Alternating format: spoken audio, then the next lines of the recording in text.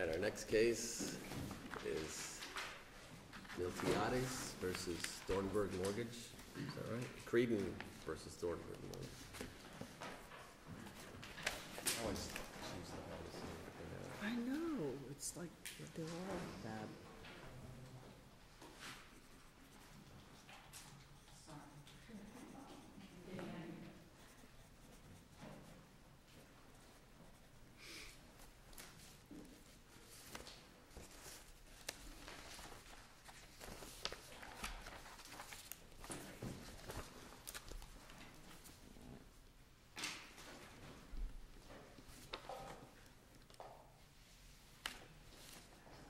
Sure, take your time.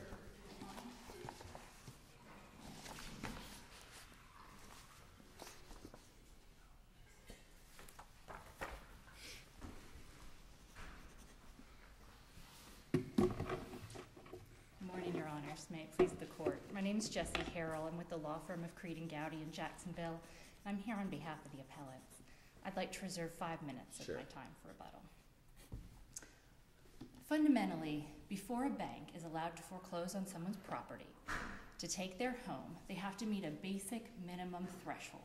And that threshold is showing they have the right to foreclose, that they have standing. This court said in Stone versus Bank United that a party seeking foreclosure must present evidence that it owns and holds the note and mortgage. And here, the appellee, U.S. Bank, failed to prove that it owned and held the note or it had standing to foreclose. At trial, U.S. Bank claimed to have standing because it was enforcing a note endorsed in blank. But that note was placed into the court file by Thorberg years before U.S. Bank ever purported to come into to be the successor in interest. Now, a note endorsed in blank is negotiated through possession. Had U.S. Bank come into court possessing that note endorsed in blank, that would have been sufficient. But they never possessed it. And so this is a very different case than the Clay County Land Trust that they cited as supplemental authority, because in that case, the bank did come in and possess a note endorsed in blank, and that is enough. But where you don't possess it, you can't have the negotiation. You looked like you were going to ask a question. And just as really as much of her background as anything, but Yes. Do I remember correctly, was Thorberg the original mortgagee? No, Your Honor. Okay. There was the original mortgagee was MERS. It was the nominal mortgagee. Right. And MERS transferred To Thorberg. the mortgage to Thorberg. Before the foreclosure action. Actually, there was testimony that it was not transferred. The mortgage, at least, was not transferred before the foreclosure.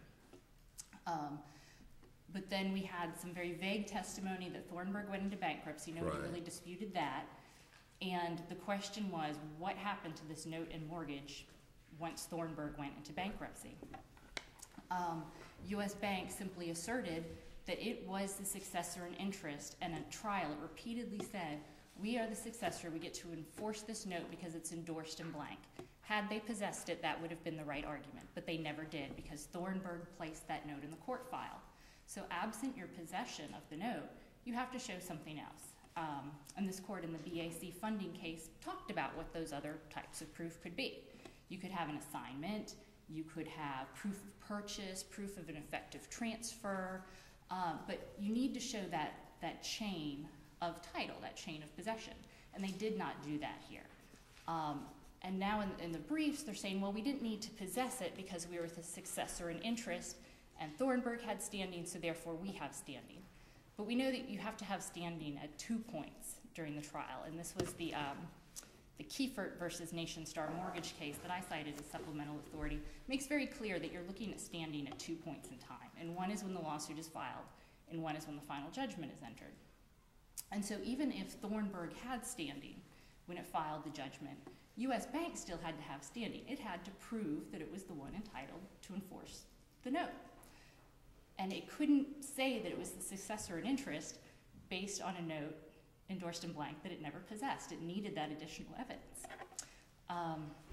And the only evidence on this question was the testimony of the fellow from the servicer.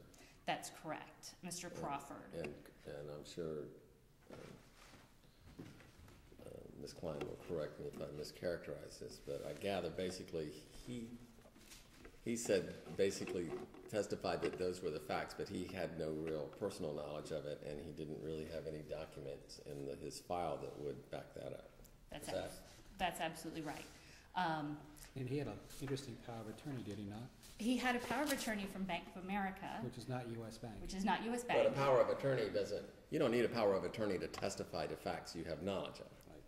That's correct, but you do. A power of attorney doesn't give you the ability to testify to facts you don't have knowledge of.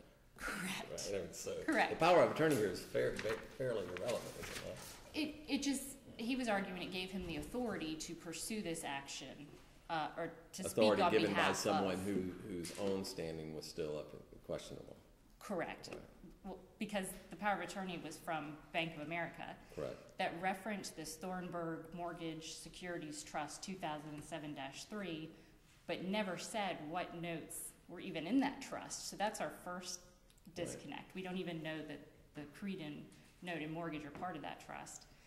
And then Mr. Crawford testified, first he testified at page 327 that they got the power of attorney from Bank of America because Bank of America purchased the Thorberg's security through bankruptcy.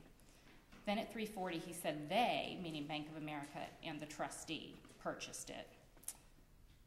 Then on 340, and he is saying this, if I recall, because he's inferring this from the fact that he has the power of attorney. Correct. He doesn't have actual knowledge or documentation of.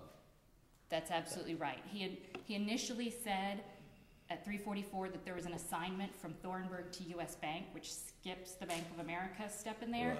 But then he admitted on recross that he had not seen that. He couldn't recall if there was such a document, and he certainly didn't have it with him. So saying, because I have this power of attorney, that must be what happened. Exactly. The testimony was nothing more than an inference, which is not competent and substantial to prove that U.S. Bank actually owns and holds this note. And the reason that's so important is because Mr. Creedon could be subjected to someone who actually does own and hold the note if we allow anyone to walk in and say. Let's work the circuit court. The circuit court, I mean, the absurdity of the position is Mr. Creedon himself might have come in and said, well, there's a note endorsed in blank in the court file, and I purchased it out of the bankruptcy. It must be mine. The whole thing merged, and now it goes away. Now it goes away. You have to have some proof that actually happened. You can't just say that happened. And I don't believe we have a very complicated argument. I think there was a total failure of proof. I also provided this court with a supplemental authority from the First District, which was Lacombe versus Deutsch. And the facts are very, very similar in that case to this one. You had a challenge to the sufficiency of the evidence. You had testimony from a servicer based on a power of attorney. And the power of attorney listed agreements covered, but there was no evidence that the note and mortgage were part of those agreements. And then the testimony was very incoherent, which was the court's words, incoherent. And it said it wasn't competent or substantial to even tend to prove Deutsch's standing. And that's exactly what we have here. We have this, well, U.S. Bank and Bank of America purchased it. No, Bank of America purchased it. Well, and then on 348, he was asked, well, when did U.S. Bank become owner of the mortgage? And he said he wasn't sure, but it would have been after Bank of America purchased it from Thorberg. So there's no even if his record somehow gave him the personal knowledge, he wasn't testifying coherently on what actually happened. And the One West case versus Bauer, which was cited by Appellees, it really, I know Judge Kelly, you authored that, but that really lays out the chain of title that you need to show when you have a servicer and you have a chain in the custody of documents. And there, not only did the servicer have possession of a note endorsed in blank, but you had this chain of documents showing the transfers, showing the power of attorneys, and testimony that actually corroborated that all that happened and when it happened. And all of that is completely missing from this. U.S. Bank was definitely on notice that this was going to be challenged, because when they filed their notice of case status, the response said, we don't know how they were connected to this. They didn't provide us any evidence. They come in and say, we've taken over for Thorberg. And so they had months even after that, and they came into court and they didn't prove their case. And this is the exact type of case, like in Lacombe or, I'm blanking on the name that I cited in my brief. The Korea case from this court, where it said when a party has an opportunity to put on its proof and it fails to do that, the correct remedy is to reverse and remand with instructions that an involuntary dismissal be entered. We don't give parties a second bite at the apple to prove their case. And as I'm sure you're aware, this does not mean that my clients walk away with no mortgage or no note still intact, but it means that U.S. Bank has to come back and do it right, if they are in fact the holder of the noted mortgage. As to are there any questions on that argument? We don't believe you even need to reach the second argument, but in the event that you wanted to discuss our second point, which was that the trial court erred in allowing U.S. Bank to substitute in on the morning of the trial where there was no notice as required by 1.260, and where there was prejudice to my clients. It was both a legal error and an abuse of discretion to allow that to happen. But if the court finds that U.S. Bank failed in its proof on the first prong and that it should remand with instructions to enter the involuntary dismissal, the court does not need to reach the second point on appeal. Great. So if there are no more questions, I'll reserve the rest of my time for rebuttal. Thank you, Ms. Harold. Thank you.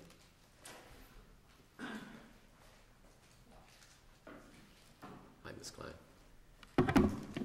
Good morning. I'm here on the behalf of the appellee in this matter, and I certainly do not disagree that this record could have been quite a bit clearer.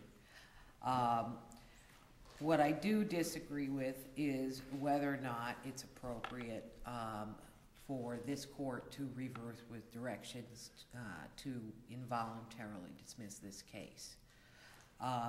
The first issue that was raised on appeal was whether or not it was appropriate for the court to enter judgment where the plaintiff in this matter, U.S. Bank, did not possess the note. And as we set forth in our answer brief, well, at the time Thorberg filed the original complaint in this matter, it possessed the note. The note was in the court file, continued to be in the court file, and therefore it was legally impossible for a successor in interest thereafter to have possessed the note.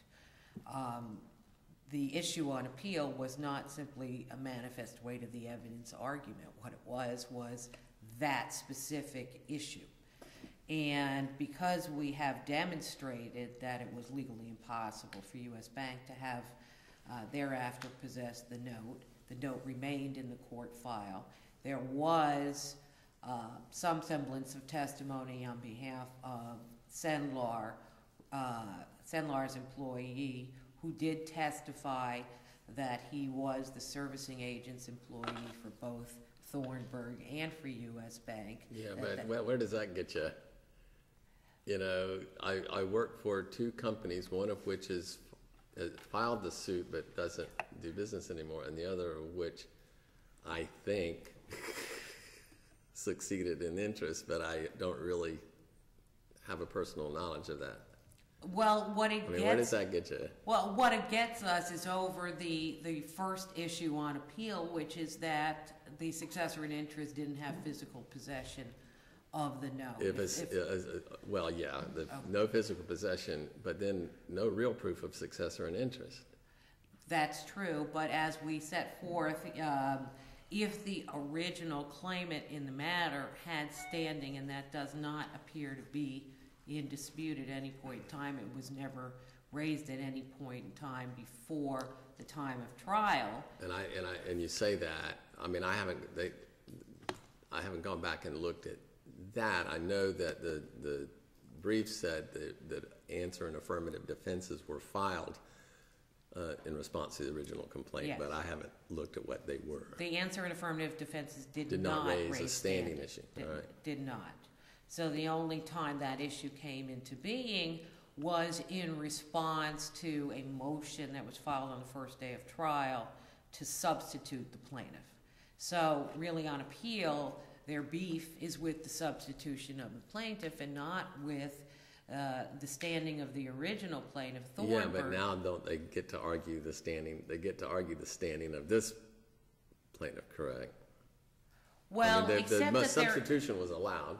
On a motion for involuntary dismissal, there literally has to be no evidence and no inferences that could be drawn from the evidence in order for that to be the appropriate Right, remedy. but we're talking not about Thorberg now. I understand. You know, I mean, we're talking, where are we up to? U.S. Bank at this point? We are up to We're talking about U.S. Bank.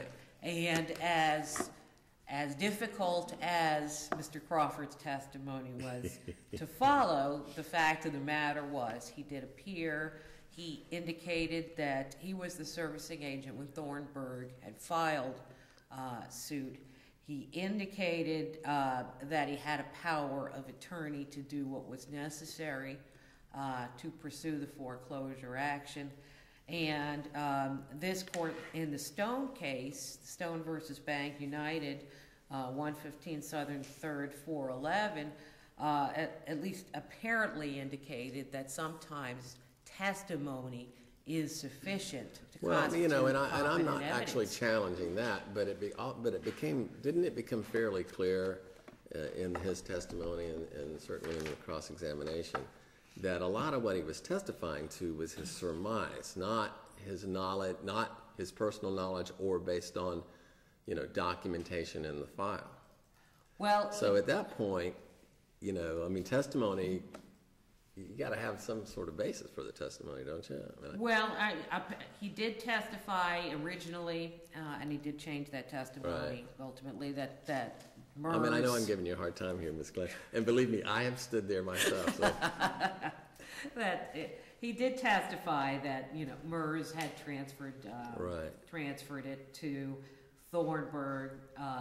That he was the servicing agent for Thorberg.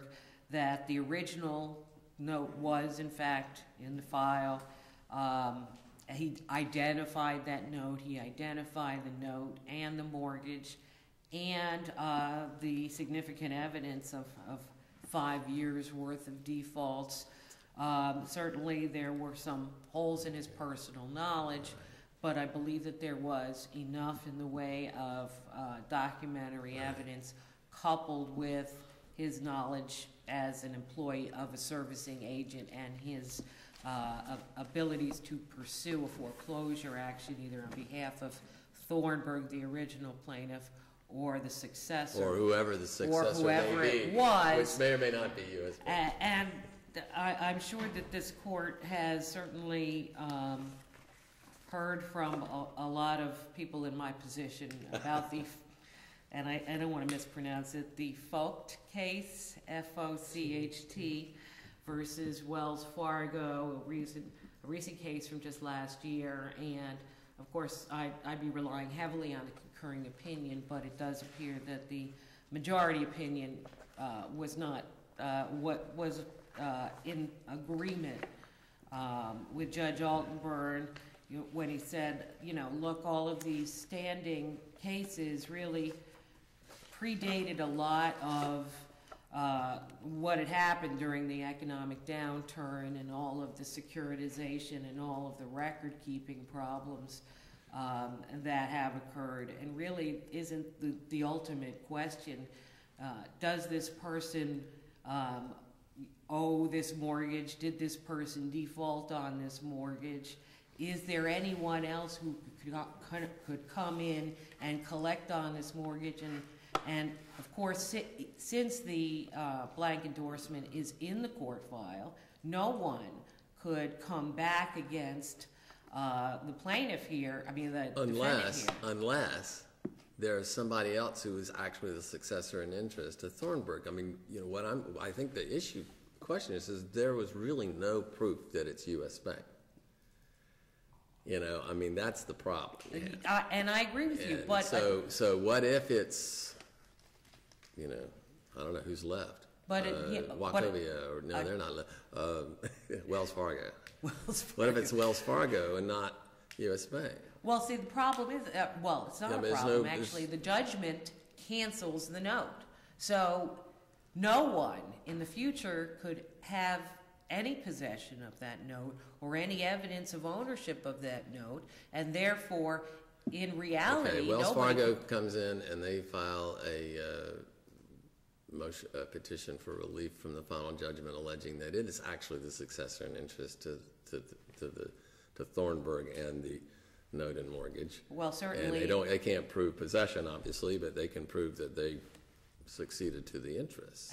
And if they did, then they could Reopen this whole thing. Reopen the whole thing. But the reality is that the person who owes the money on this mortgage, who's been defaulted for 5 years and I understand.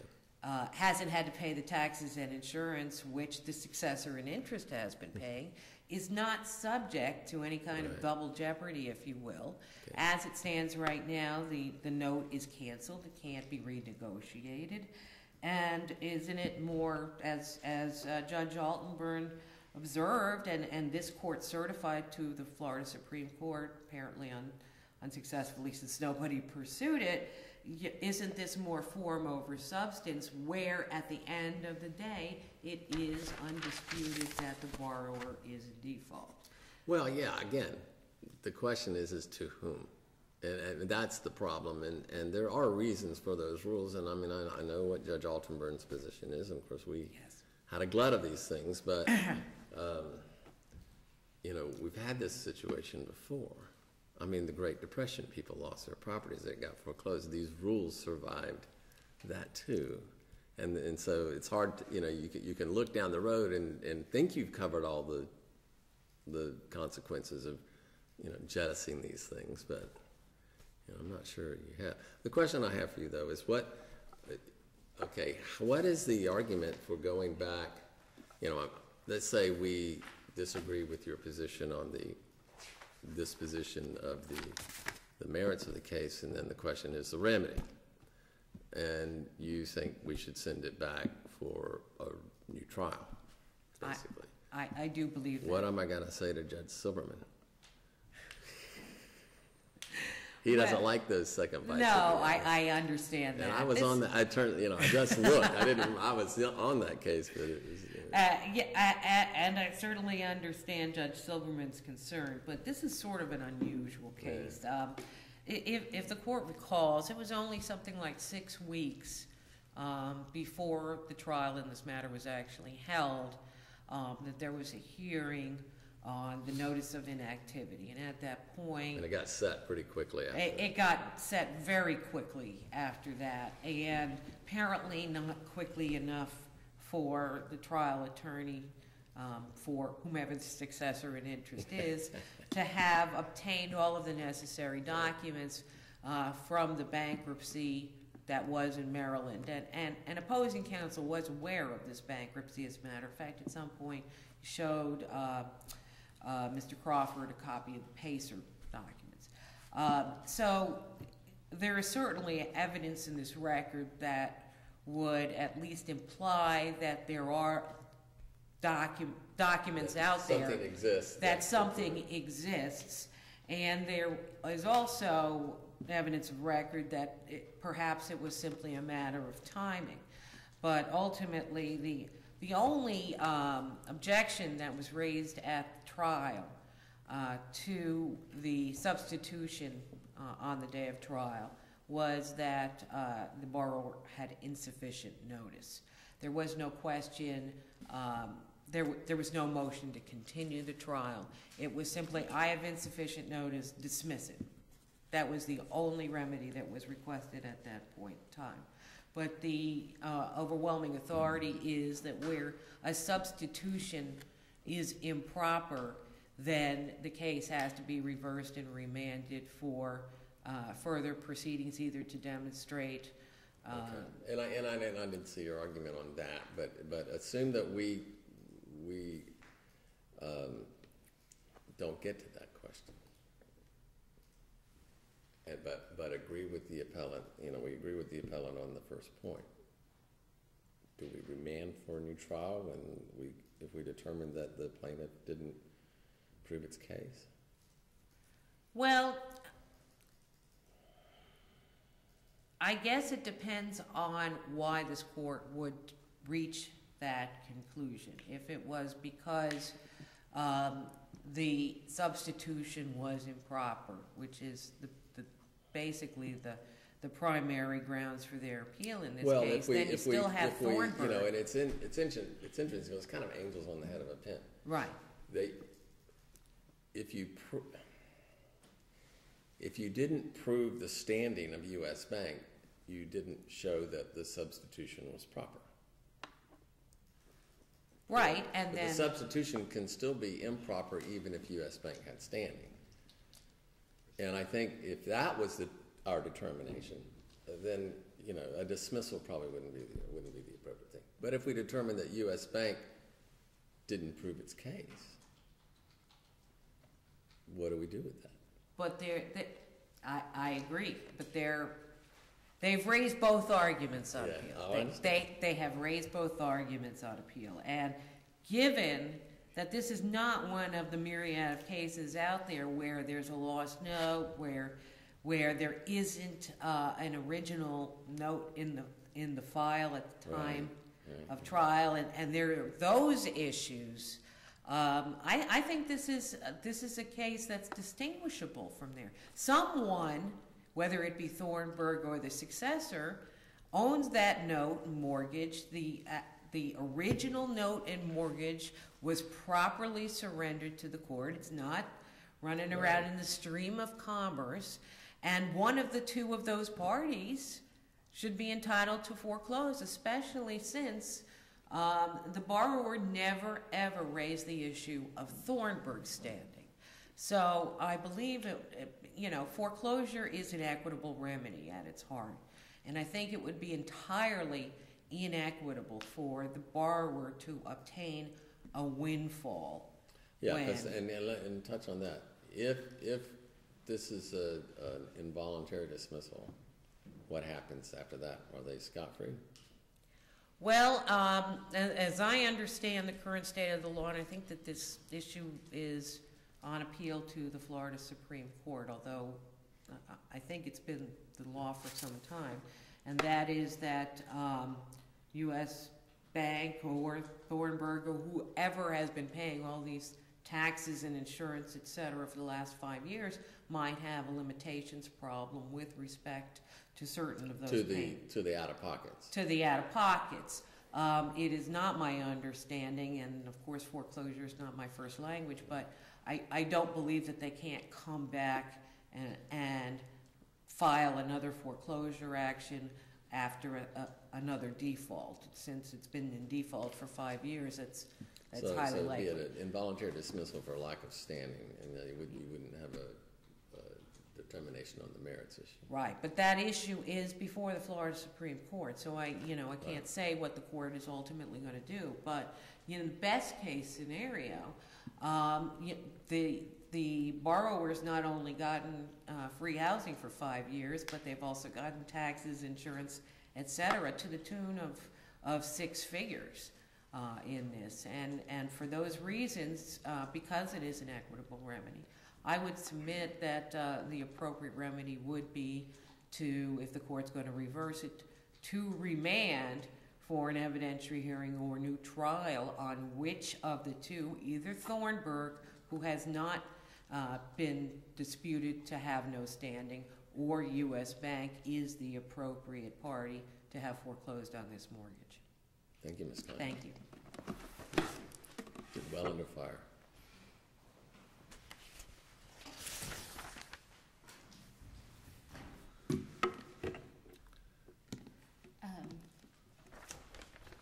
Some points I wanted to pick up on.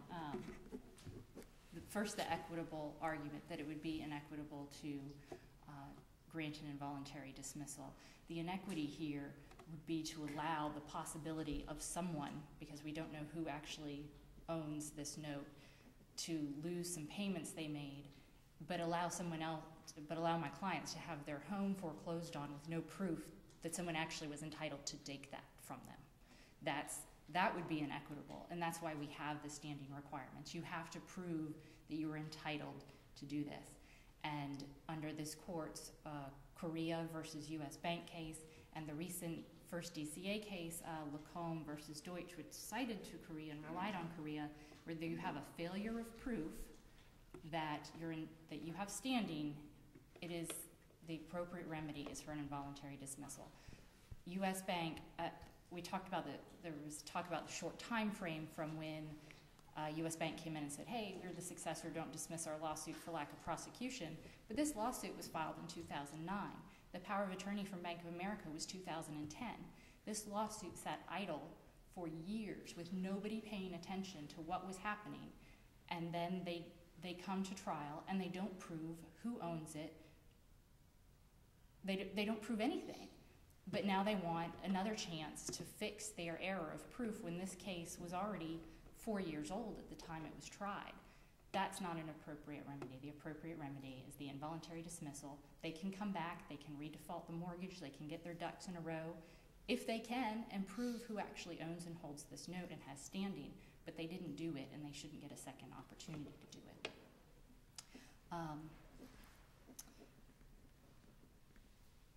The other thing I would point out is Ms. Klein said that because the note is in the file, it can't be renegotiated, so nobody else can pick it up, which sort of begs the question, how did U.S. Bank pick it up?